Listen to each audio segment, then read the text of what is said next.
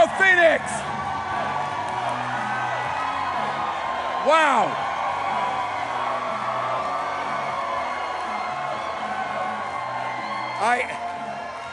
Well, hello, Phoenix.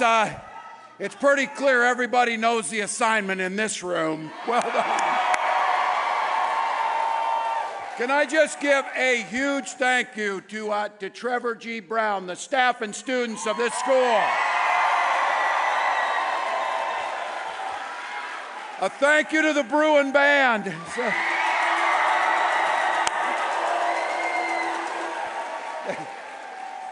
They let me walk through the lunchroom, a place where I spent a big part of my life, so I appreciate that. Can I just say a huge thank you to George Lopez to start with here. Look, George Lopez has brought so much joy to so many of us over the years, and yet here he is continuing to work for his community above and beyond. I got to tell you, thank you. And I'm going to be thanking all of you for being here, but this guy is here tonight, and he's missing his beloved Dodgers playing in the World Series. So there it is. So he's here. He's here. And to Ana Navarro, please.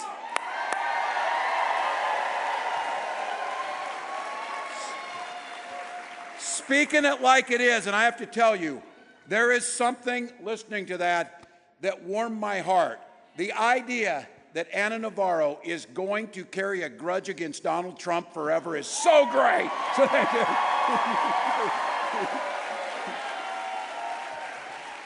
And Arizona, you have no shortage of heroes that you produce out of this state. And I will have to say, it was a privilege for me to go in the class of 2006 to the United States Congress with Gabby Giffords. And so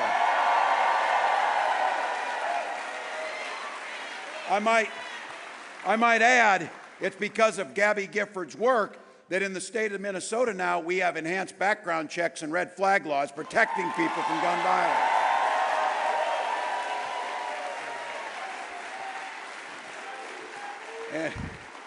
And we were coming. We were over at Window Rock with the Navajo Nation this afternoon to get them fired up.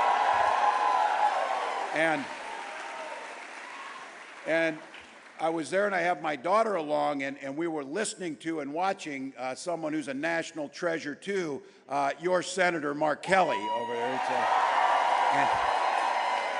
And we're flying back, and my daughter just hits me, and she goes, "That guy's been to space and flew space shuttle." So, yeah, don't forget that. And you heard Ana Navarro mention it with John McCain. This is a state of heroes. State of heroes. So thank you. And give him a partner. We know we're going to need to hold the United States Senate and the House. Send Ruben Gallego to the United States Senate. He's great. He's fantastic.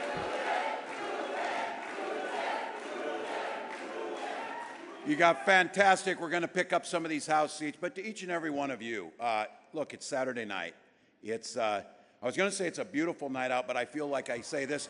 As a Minnesotan, every time I come here, I feel like a snowman melting, you know? So I do 30 below really well. It's the other. So, but look, you came here, you found parking, you came into a high school gym. You could have been anywhere, but you're here for that simple reason. You love this country, and I thank you for that. Thank you. Yay. Yay.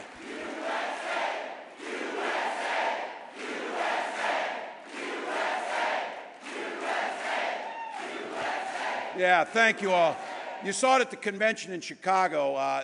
Those days are over where those guys get to think that they're patriots when all they do is crap on this country. And you saw it. We took the flag back. Kamala, Beyonce, and the rest of you took freedom back, that's for sure. And I'll be damned if Donald Trump will lecture me on what family values are. So we took the flag, we took freedom, we took family values, and this one, for me personally, I'm taking football back from them. So there you go. We're going. Here it is, brass tacks. We got 10 days. We got 10 days left to the election. I am honored to be on this ticket, standing there with Kamala Harris. I'll tell you, we are running like everything's on the line, because everything is.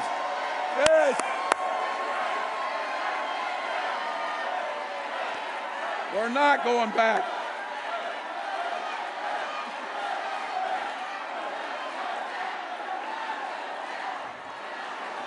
Look, you know we're running everything on the line.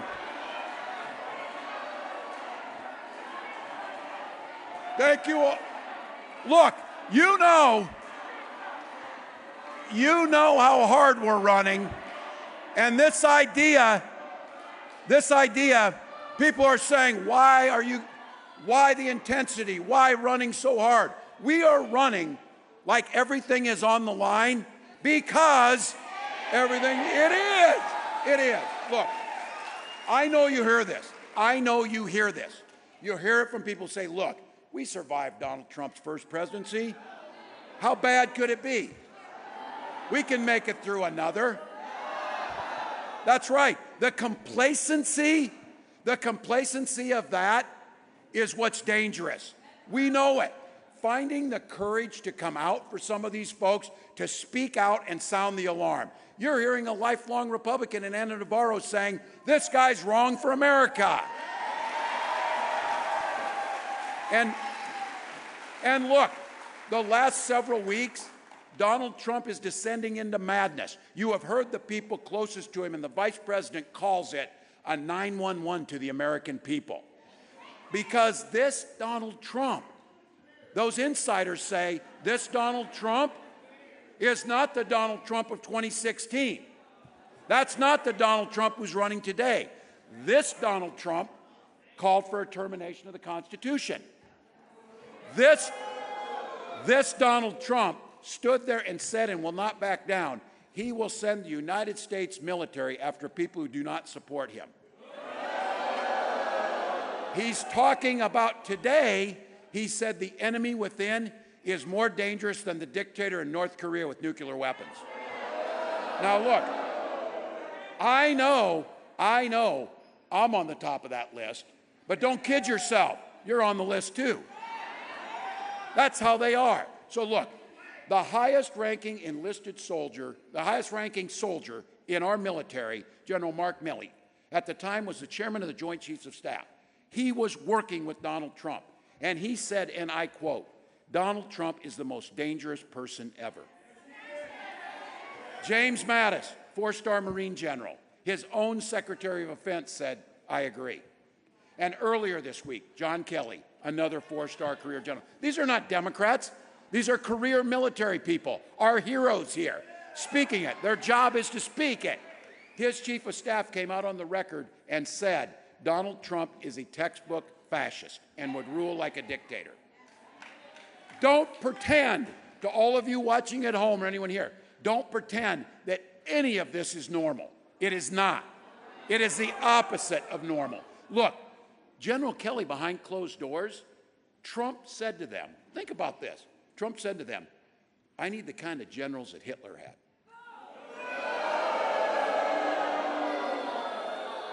To all the look, he has a long history of crapping on our armed forces. You know that's what he does. He disgraced the legacy of John McCain. He'll do anything. And as a 24-year veteran, myself and all the veterans in here, that should make you sick. And for all those who served, we were out there on Navajo Nation where they serve at a higher rate than anybody. And they lost one of the last code talkers who was out there. These are folks that gave their lives. Yes.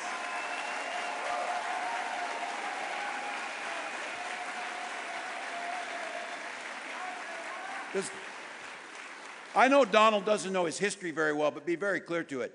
It was the sons of Minnesota and Arizona that were there to beat the hell out of the Nazis and Adolf Hitler. He's on the wrong side of things.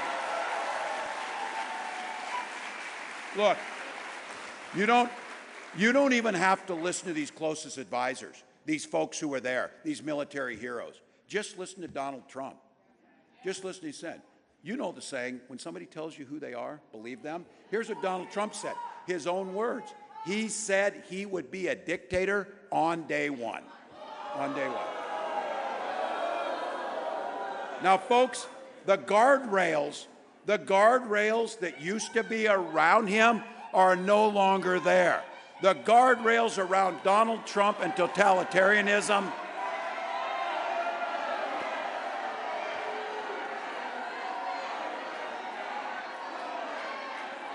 Donald Trump,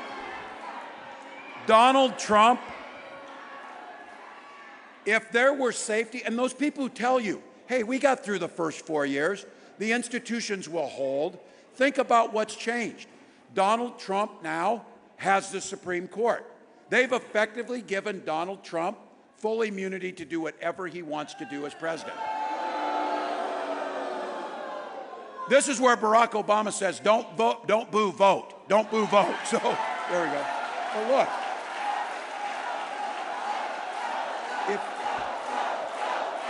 That's it. If he is reelected, he will be able to appoint up to 2 more justices on that court. So for all of you to think about it, this isn't the next 4 years. This is your grandchildren's lifetime that they will be making decisions over. And Lord knows, speaking of guardrails, there is no courage in the Republican members of the Congress and the Senate to do anything against Donald Trump. Not a damn one of them. You know what's surprising to me is that any of them can stand up without a spine. It makes it very difficult. There's none of them do. But you know what?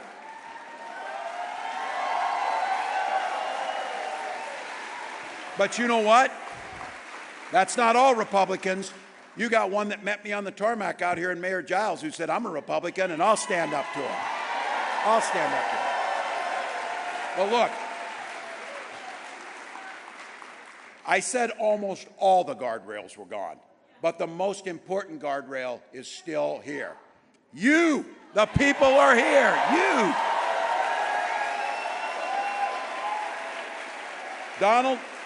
Donald Trump can lie, he can bluster, he can pretend, he can do whatever he wants to do. But just think about it. In 10 days, we beat him at the ballot box and make Kamala Harris president.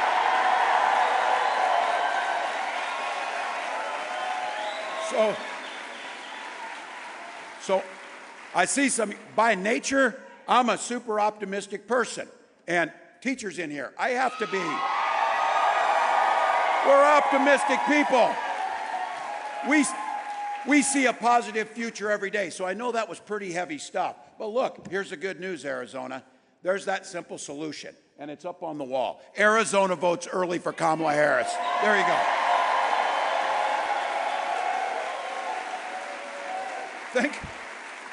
Now look, we know there's a huge difference, and I want to be clear on this. You came here, you're fired up. I get it too. Don't think I don't get it. I realize I'm preaching to the choir, but the reason I'm here is our recital is in 10 days, choir, and we need to sing. We need to sing. So it's important. It's important for us to know the difference. And we saw it. My God, we saw it during the debate. Could there have been a greater difference for this? You had a competent, visionary, compassionate, effective leader in Kamala Harris. And over here, you had a nearly 80-year-old man yelling at clouds. I mean, that's what it basically was. So look, Kamala Harris has a to-do list for the American public. Donald Trump has an enemies list against the American public. So what? She is showing us, and we have a new way forward. And we have a responsibility. We know that the economy works best when we make sure that we're working for the middle class, lowering costs on middle class families so everyone gets an opportunity.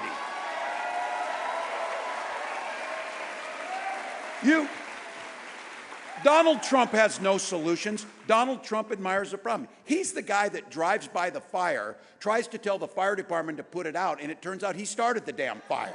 That's that guy. So look, We know this. We've laid out a plan to try and get, he goes into a grocery store and a woman's buying groceries and he gives her $100, whatever, to pay for groceries, showing like, you know, what the heck's he gonna do about the prices? I got to thinking, why is he doing that? I'm pretty sure he just pays off every woman he sees because of the stuff he's done. That's my thing. So you know it. How insulting. How insulting. And then to go cosplay like he worked in McDonald's, insulting people who do the hard work. He has no idea. So look, Kamala Harris does. It starts with making sure we focus on the middle class, 100 million Minnesota Americans receiving a middle class tax cut. Make sure it's there. We did it. What Kamala Harris is proposing, a $6,000 child tax credit, we did it in Minnesota. It reduces childhood poverty by 1/3. Now, and I see the folks here in the middle and those that have young children, the cost of childcare is scary. It's hard to find. So focusing on getting more providers and the help to pay for that, those are things that make a difference so that people can go out, join the economy, live the lives they want. When J.D. Vance got asked about these, he'd just have grandma do it. Because they asked Donald Trump what to do. Did you see this interview? They asked Donald Trump what to do about child care, and it looked like his brain just broke mid-sentence. It was nothing. Now, you don't need a president who doesn't understand these things matter. These things matter. And look, I want to talk about the idea of the price gouging and things. The best example of this is around insulin. And if those of you in here who are diabetic or need insulin, it's life or death. This isn't like, oh, I'd like to buy something nice for myself. It's like, if I don't have this, I die. And people die from it. And we saw it in Minnesota where a young man named Alex Smith aged off his parents' insurance. He started to try and ration his insulin, and he died. And his mom, Nicole, came to the capital of Minnesota and said, I don't ever want another family to have to go through this. And we passed a law making sure insulin was capped at $35.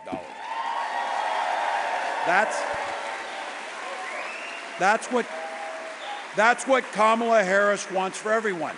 And now, we're all, for those of us in here who understand a free market economy and everything, they keep saying, oh, it's some type of conspiracy that we don't want to have price gouging. Let me give 2 examples of price gouging. That insulin that we capped at $35, before we capped it, would sell up to $800 is what it would cost. It costs $5 to make it. That's not free market, that's price gouging. And we saw a hurricane coming to Florida, and people were told to get out as soon as they can. Wow, what a mystery. Airline flights shot through the roof, the price of an airline flight. That's not capitalism, that's immoral. That is actually price gouging. And at the grocery store, prices are up. You know what's not up? The price they're paying my farmers in Minnesota. They're not receiving the pay. Somebody in the middle's taking the money and you're paying for it. Now, this idea of dignity in the vice president proposed something. Again, I'm speaking to the folks here with less hair, a little gray. Those of you who are younger, trust me on this when I tell you this. When you turn 60, you will start paying attention to Medicare. You'll start, the old folks in here know, because here's the deal. Medicare and Social Security are the 2 greatest anti-poverty programs that allow people to retire with dignity. Fantastic. While Donald Trump called it a Ponzi scheme, Vice President Harris proposed a transformational move on this, allowing Medicare to pay for in-home care for our seniors. Big deal. And some of you young people don't know it, but they don't pay for glasses or hearing aids. She proposed making sure Medicare does both of that for our seniors. Now, look, let's dispel the myth. Donald Trump always has these plans. There has not been a worse business person in American history than Donald Trump.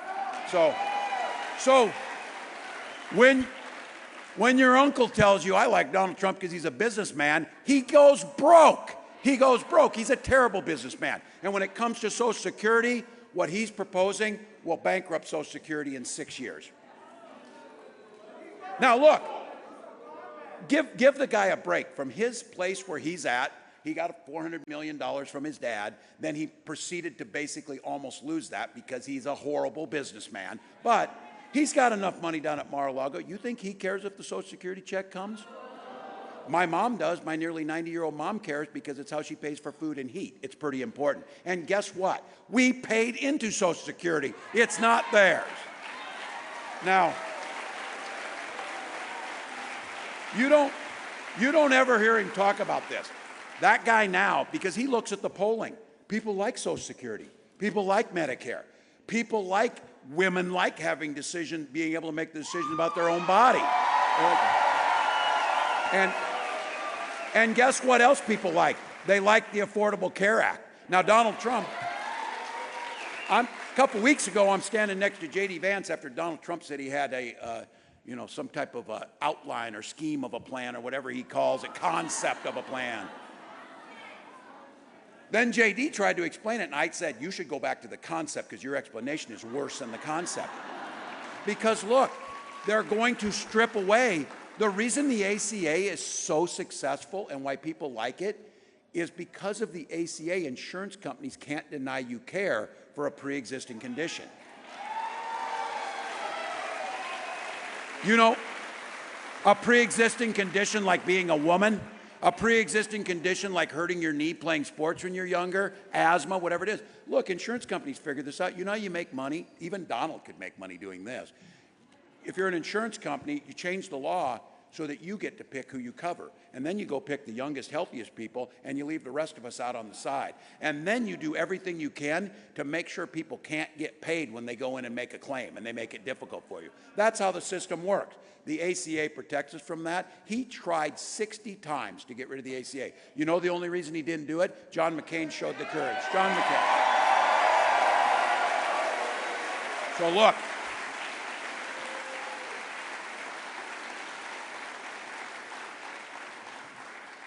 and we need to keep the Senate because we don't have John McCain right now. We need to make sure, and I can tell you, I don't think there's another one on the other side on the Republican senators that would have the courage that John McCain had. That's why we need to keep the Senate, because they will try it again. Look, Kamala and I know we want to help more folks get started on businesses too. This idea that you should start your own small business, the idea that we could put in $20,000 forgivable grants, get your business off the ground, $50,000 tax credit to get you going. That's how you start small businesses. Look,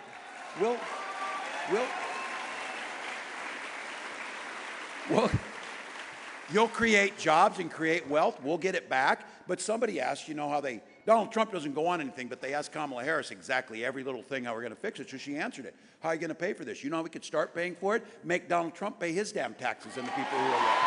That's how we can pay for it. Look,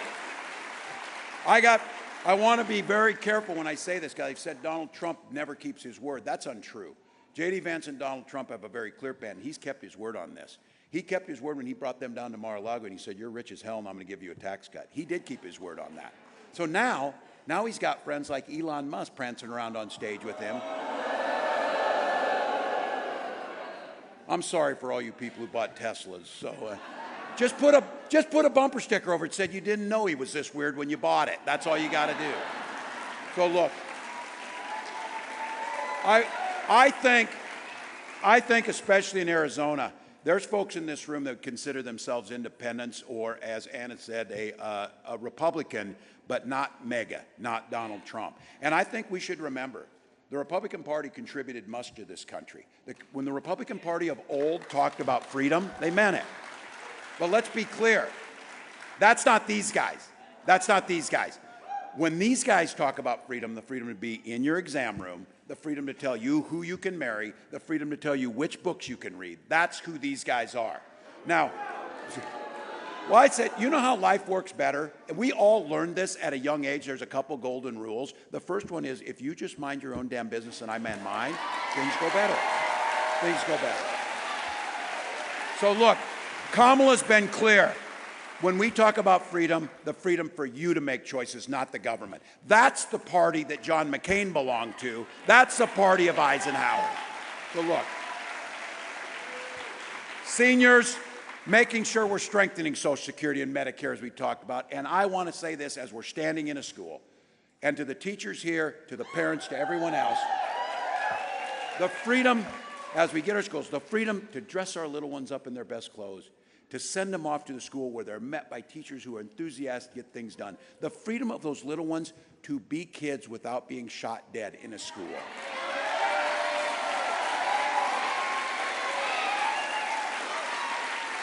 I'll just end with this. I'm not taking a back seat. None of us here. I'm not taking a back seat on this. I am a veteran. I am a gun owner. I am a hunter. And you can protect the Second Amendment, which I have done and Kamala's done, and protect our children. And I'll just leave you with this thought. Both the Vice President Harris and myself are both gun owners. The Republican nominee can't pass a background check to buy a gun.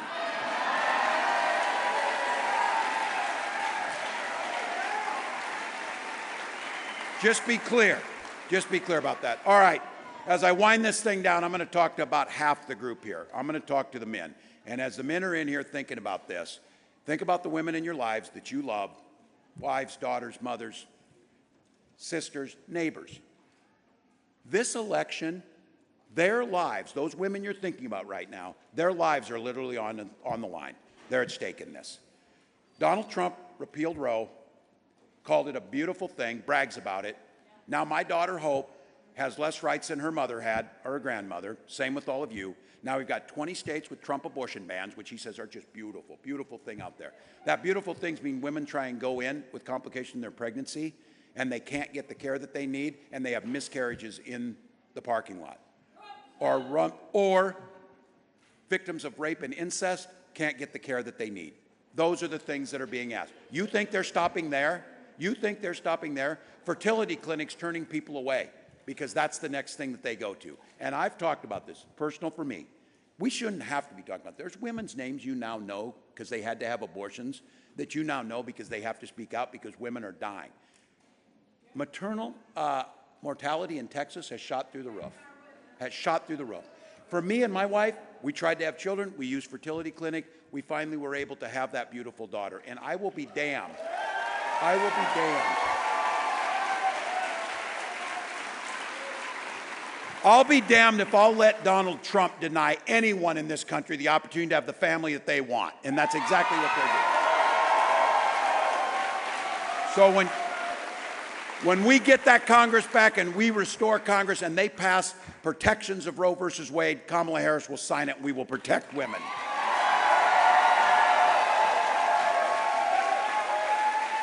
All right. One final thing on this. Every day, this guy is something else as he descends into this madness that he's going on. Trump's now been going around on the campaign trail calling America the garbage can of the world. A direct quote. This country that so many died protecting, that is the beacon of the world on democracy and human rights, he calls it the garbage can of the world. That is so pathetic and unpatriotic that it's almost unbelievable. So look, he is literally trash talking this country now, every single day. So it doesn't get simpler. And let's start naming it where it is. Donald Trump hates this country, and everything he does is for Donald Trump. So just say it. His words. Let me give Kamala Harris's words. She believes America is the greatest country on earth, and it's that simple. 10 days, folks, 10 days. So here's what it is. Time to get it in, Phoenix. This is it. It is now time for the final push here. Tie game, fourth quarter, clock's ticking, but here's the good news. We got the better team. We got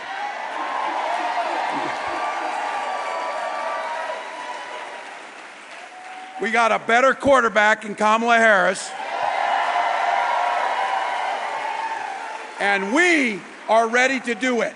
1 inch at a time, 1 yard at a time, 1 call at a time, 1 door knock at a time, $1 at a time.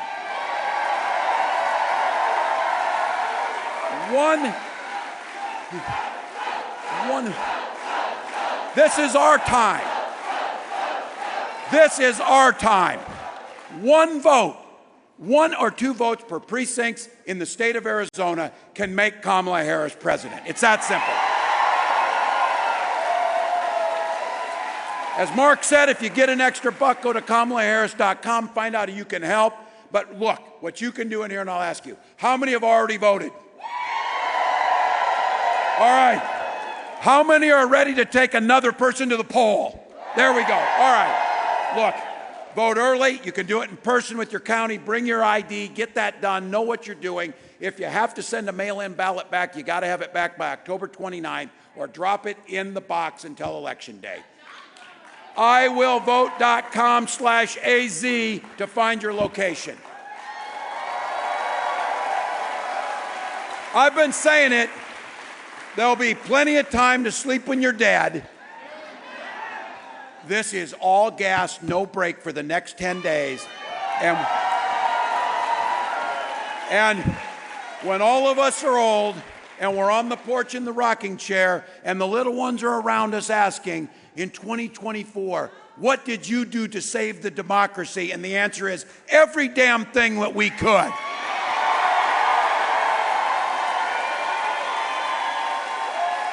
So Arizona, the vice president says it. When we fight, we win. When we vote, we win. Let's do it.